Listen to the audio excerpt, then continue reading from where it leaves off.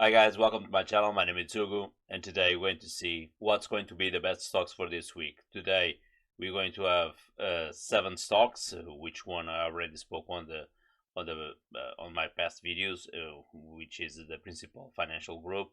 They went down in terms of dividend yields, so that's why I didn't done a deep analysis, but you can check on my previous videos about the principal financial group. Regarding the other 6, I'm going to get in detail as I used to. So we're starting this week with the ticker PSN.L. So this is a stock on the UK market. So they have a dividend yield of 10.04%. They pay quarterly, March, June, September, and November. It's not December, but for some reason it's more towards the end of November, almost December. And they are undervalued 40.4%. They are an industry in home building and consumer durables. I do remember to look into the stock like a year ago. They were quite bad with COVID, and now they are starting to increase. They have a fair future growth with 0.9%. Unfortunately, construction and the materials are quite expensive. Therefore, they are not able to sell houses, and the past performance was 0.3%, so still positive, but there's still a lot to grow, especially here in Ireland and UK, which they also, and actually they also have around the world construction, not only in UK and in Ireland. The ex-dividend date is going to be on 10th of March, so we still have plenty of time to buy, more than 2 days. And the financial health is 3 Gs. They have a really good financial health in terms of cash flow, and the overall it's really good. So there's a lot of potential to grow. This, I don't know if this 0.9 is conservative or what, but there's going to be potential to grow. I hope as soon as the war will stop. In terms of the market sentiment, we have a hold now. Everything is on hold to see what's going to happen with the war against Ukraine and Russia, and everything went down. So I do think this is one of the stocks that we have with the highest dividend yield for this week, and it's a really good stock that pays quarterly, which is not usual. In terms of the UK market, we don't have too many stocks that pay quarterly. This is one of those, and this is actually, for me, it's one of the stocks that I have under my eye. Probably I'm going to buy in the future or now. The next ticker it's RIO.L, Rio Tinto Group. This is a stock on the diverse materials and mining. They have a lot of mining in America and Australia, I think, and Africa as well. I usually don't put this kind of stocks, but since they have a dividend yield of almost 10% of 9.58%, I decided to put it here. And they are a British stock, but they only pay biannually. They are undervalued in the 13.8%. The ex-dividend is on the 10th of March. The financial health is a G, with around 24 billion of assets and 12 billion in liabilities. And we have a market sentiment of an hold. The future growth is minus 24.5%. I don't know if this is already taking into account Russia, because we're not going to have mining materials from Russia for the next upcoming months or maybe years.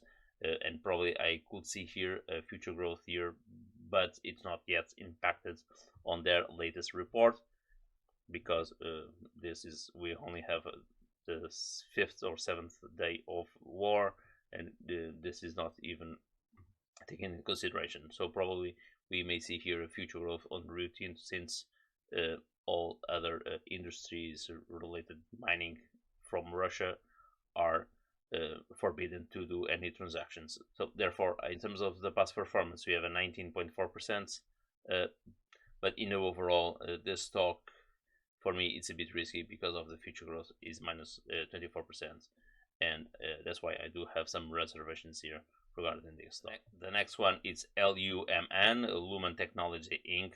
They are in the alternative carriers and telecom sector. They pay a dividend yield of 9.32%, which is quite high. They pay quarterly in March, June, September, and December, and they are undervalued 27.5%. In terms of the ex-dividend date, it's going to be on the 7th of March, so you won't be able to pay this to buy this one. you need at least 2 days on eToro so they can execute your order.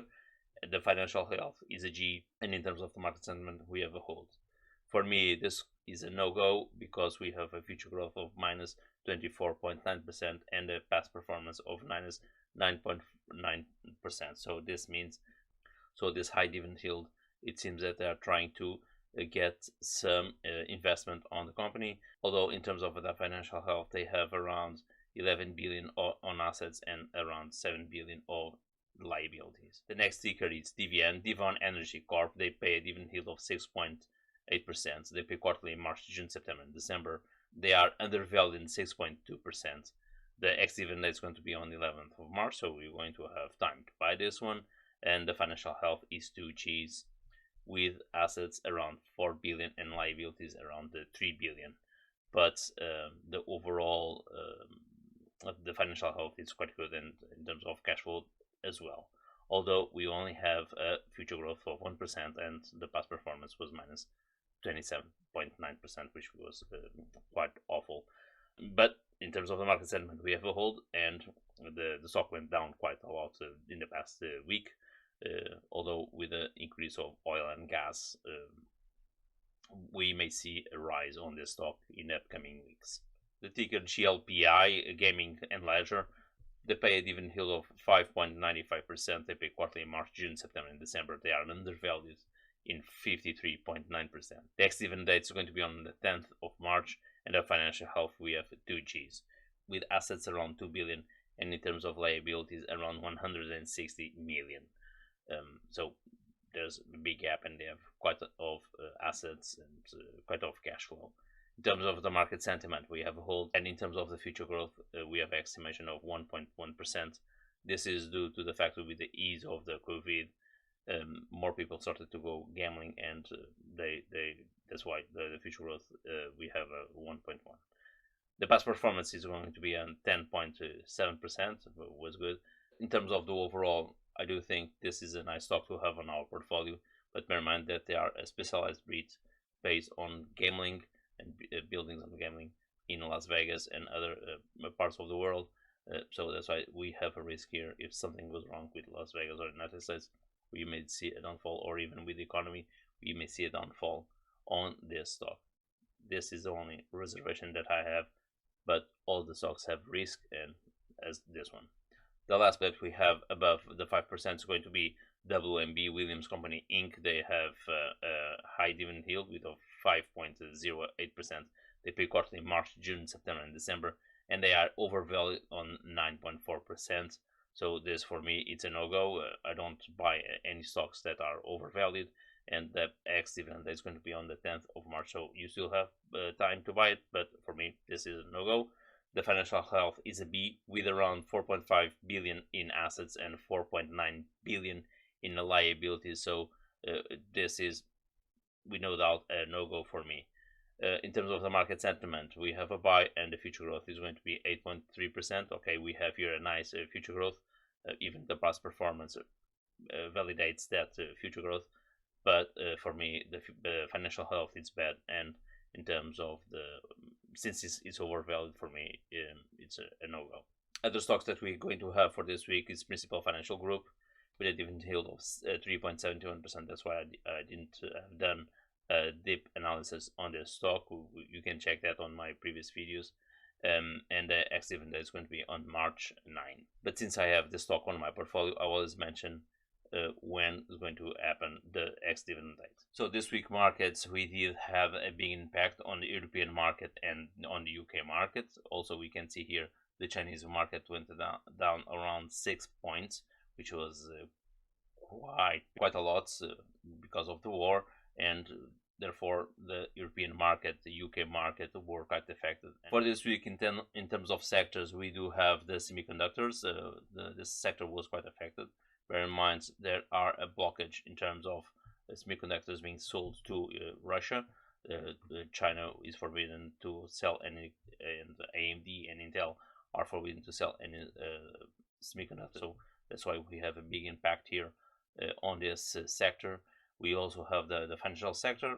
As we know, the collapse of the Russian banks is going to happen, and probably is going to take European banks along with them, and Russia and American banks along with them, because some of the banks borrow money to the Russian, therefore they weren't going to see that money soon. So they are going to be affected as well. In terms of the sector by HeatMap, we do have the technology services quite affected, with Microsoft with 2.5% and Facebook again with minus 4.95%. Facebook is being hit by a lot in the past few days. We have Apple with minus 0.1, fair enough, and we have here Qualcomm and Nvidia being affected both with 5% and AMD with minus 10%. I don't know if this is one of the causes of the embargo with Russia or being affected, the semiconductors being so affected. In terms of banking, we do see here it's Berkshire Hathaway with a positive with 1.91%. The energy sector with an increase of oil, we have here a big increase on Exxon and Chevron, with Chevron increasing 13.1% and 8.3%. Unfortunately, I did sold Chevron a few months back. If I know that this is going to happen, I probably won't sell, but we never know if we're going to have a war in the next day. So now let's have a look into the markets for this week and the Bitcoin. In terms of the market, we may see a fall of around 2.7% again for the next upcoming week, with a resistance around the 4,384, as you can see here.